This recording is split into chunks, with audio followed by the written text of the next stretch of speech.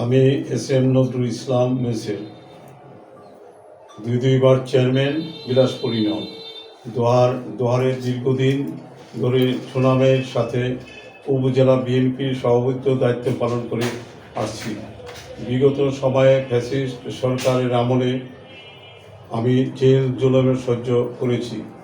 অত্যন্ত দুঃখের সাথে জানাচ্ছি যে গত বেশ কয়েকদিন যাবৎ সামাজিক যোগাযোগ মাধ্যম ফেসবুকে টাইগার ক্লাব 2 দোহারের চলমান রাজনীতি সহ আরও বেশ কয়েকটি আইডি থেকে আমার ও আমার পরিবারের বেশ কয়েকজনের নামে উদ্দেশ্যপ্রণোদিতভাবে বিভ্রান্তমূলক তথ্য প্রচার করা হচ্ছে, যা সম্পূর্ণ মিথ্যা ও বানোয়াট। এর ফলে আমার সামাজিক সম্মান ক্ষুণ্ণ করা হয়েছে। আমি এর তীব্র নিন্দা ও প্রতিবাদ জানাই।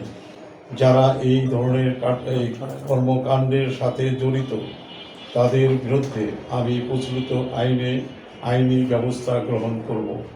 আমি যেহেতু বর্তমান গণতান্ত্রিক দল বিএনপি দোহার উপজেলার একটি গুরুত্বপূর্ণ পদে দায়িত্ব রয়েছি, সেহেতু কোনো প্রকার প্রভাকাণ্ড ছড়ালে আমার দলের ক্ষতি সাধন করলে সম্মিলিতভাবে ব্যবস্থা নেওয়া হবে।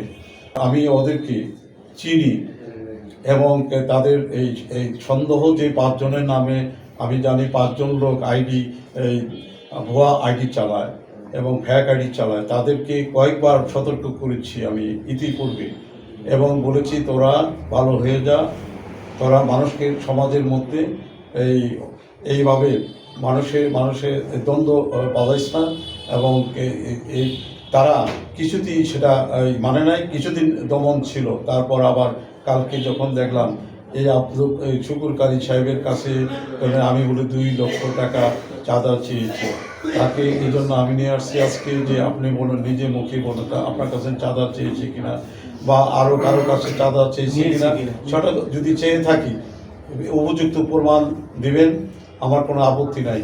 আমি চাঁদা বাজনা এবং চাঁদা আমি কারো কাছে নেইনি। আমার চিকিৎসার সময় অনেক আমার আত্মীয় স্বজনের কাছে কম বেশি টাকা হয়তো চেয়েছি, তারা আমাকে সহযোগিতা করেছে। তাই কাজেই আমি আপনাদের কাছে এর উপযুক্ত বিচার চাই। আমি একজন রোগী মানুষ, অসুস্থ, এরপরে এই ধরনের কথা যদি বারবার শুনতে হয় আমাকে, এবং এটা খুবই কষ্টজনক।